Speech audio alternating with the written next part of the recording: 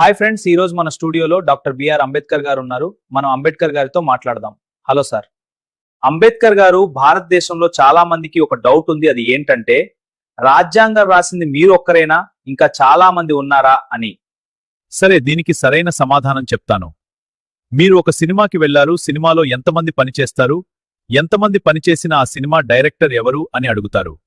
అప్పుడు డైరెక్టర్గా ఒకరి పేరే చెప్తారు. సినిమాలో డైరెక్టర్ ఎలాగైతే తనకు కావాల్సింది మాత్రమే పెట్టుకుంటాడో, నేను కూడా రాజ్యాంగంలో అందరితో చర్చించి అందరికీ న్యాయంగా ఉన్నది మాత్రమే పెట్టాను.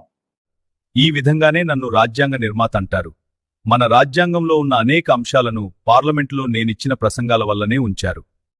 ఉదాహరణకు ఓటు హక్కు అందరికీ ఉండాలని నేనే ప్రతిపాదించాను. ఆ ఓటు హక్కు వల్లనే ప్రజలు వాళ్లకిష్టమున్న నాయకుని ఎన్నుకుంటున్నారు. ఆ తర్వాత నెహ్రూ గారు కూడా దీన్ని సమర్థించారు. ఆ రోజు నేను ఓటు హక్కు పెట్టడం వల్లే ఈరోజు గుడిసెల్లో ఉన్న ముసలివాళ్లకి కూడా పెన్షన్ వస్తున్నాయి. ఇలాంటి ఎగ్జాంపుల్స్ నా దగ్గర చాలా ఉన్నాయి. చాలా విషయాల గురించి వాదించాను. చాలా ఇంట్రెస్టింగ్ గా ఉంది. ఇంకొక 2 ఎగ్జాంపుల్స్ చెప్తారా? ఎగ్జాంపుల్ 8 గంటల పని. నువ్వు నమ్మో చెప్తే ఒకప్పుడు కార్మికుల 14 గంటల పనిచేసేవారు.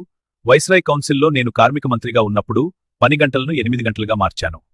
ఇక రెండవది, ఆర్బీఐనే రాసిన ది ప్రాబ్లమ్ ఆఫ్ రూపీ అనే పుస్తకంలో నేనిచ్చిన సూచనలు తీసుకుని బ్రిటిష్ వాళ్లు రిజర్వ్ బ్యాంక్ ఆఫ్ ఇండియా అనే బ్యాంకుని పెట్టారు.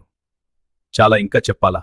నేను చెప్తున్నవన్నీ కేవలం ఎస్సీ, ఎస్టీ, బీసీల కోసమే ఉన్నాయా, లేక భారతీయులందరి చేశానా అర్థమవుతుందా?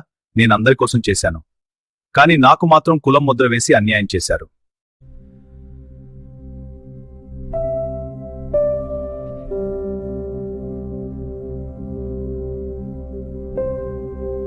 లేదు సార్, మీరు అందరి కోసం చేశారు, కానీ ప్రజలకి తెలియదు. ఇప్పటి చాలు సార్, మీరు మాకు చాలా టైం ఇచ్చారు. మనం మళ్ళీ కలుద్దాం. Thank you sir.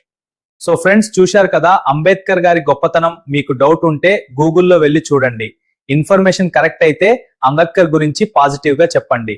Thank you.